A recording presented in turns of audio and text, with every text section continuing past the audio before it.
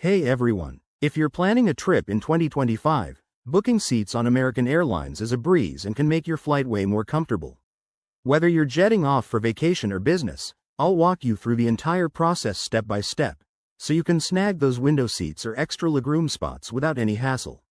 Let's dive in. First, head to the American Airlines website at a.com or download their updated app, which has some cool new features for 2025. Like personalized recommendations based on your travel history.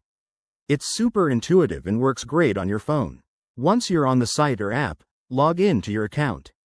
If you don't have one yet, it's quick and easy. Just enter your email and a few details to create it. This step ensures your bookings are saved and you can manage them later. Next, search for your flights. Plug in your departure and arrival cities, travel dates, and the number of passengers.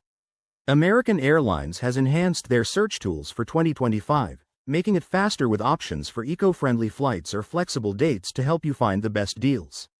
After selecting your flight, you'll see the seat selection page.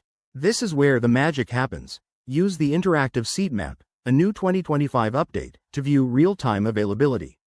It even highlights premium seats, like those with more space or near the front for quicker boarding. Pick your favorites, but keep an eye out for any fees, especially for preferred options.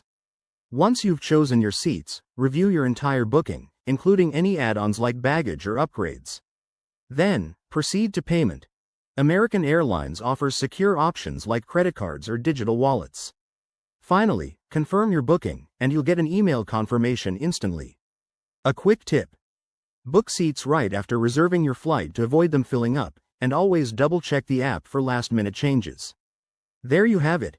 You're all set for a stress-free flight in 2025.